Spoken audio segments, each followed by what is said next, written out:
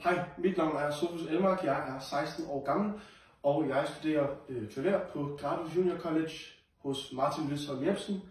Det har jeg gjort i nogle år nu, siden 2020, tror jeg det var. Og på søndag den 13. der skal vi spille en koncert inde i Aarhus Musikhus på Lille Scene, hvor jeg håber, at I kommer og lytter. Og i den anledning, der laver vi nogle gange det, der hedder en appetizer, hvilket altså er, hvor en af os, der skal spille til koncerten, vi fortæller kort om et af de stykker, vi skal spille. Og det vil jeg altså gøre i dag, og jeg har valgt at fortælle lidt om Schumanns G-mol sonate nummer 2, første sats, og han har givet den det navn So rasch wie möglich. Og det til dem af jer, som ikke helt forstår tysk, så betyder det så hurtigt som muligt, hvis man skal sige det sådan i den forstand, fordi rasch betyder ikke kun, at noget skal være hurtigt, men det er sådan en opbruset hurtighed. Så det er en opbrusning af følelser, og det forstår man enormt godt, når man kender historien bag stykket. Fordi i 1827, der mistede Schumann sin far, og han mistede sin søster, og søsteren begik tragisk selvmord. Og i 1833, som altså er det år, hvor han skriver første satsen, der mister han også sin bror, og han mister sin svigerinde Rosalia, som han var meget tæt med. Og Schumann var meget betaget af en anden stor virtuos pianist, Franz Liszt, og især betaget af hans store hænder. Så Schumann var så desperat efter at opnå det samme, så han begyndte at lave sine egne instrumenter til at strække fingrene, og begyndte at eksperimentere med at hænge et reb op i loftet, og så sidde og spille sådan her med fjerdefinger bundet rundt om rebet.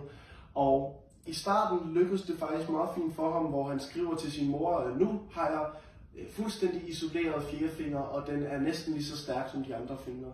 Og blot 2 måneder efter det skriver han så tragisk et brev til hende og skriver, jeg har nu komplet mistet al følelse i fjerdefinger, den er fuldkommen lam. Og det er altså sådan, han ødelægger sin karriere, før den overhovedet når at starte.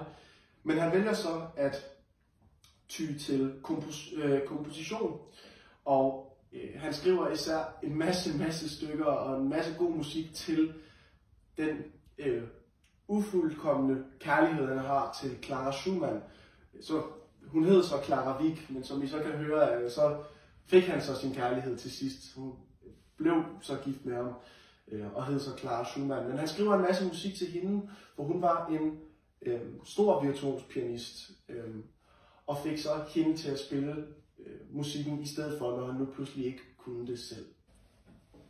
Schumann led enormt meget af psykiske problemer, og havde 2 karakterer, 2 roller, eller 2 dele af sig selv i sit hoved, som han navngav, Florestan og Eusebius. Og de 2 navne kommer simpelthen igen og igen og igen. Også i hans musik, der skriver han nogle gange i tekstene, i noderne, om det er Florestan eller Eusebius, der har skrevet det. Og det er meget interessant at arbejde med, især når man kan høre, hvilke dele af musikken, der hælder mere over til det poetiske af Eusebius, og så den helt anden karakter af Florestan.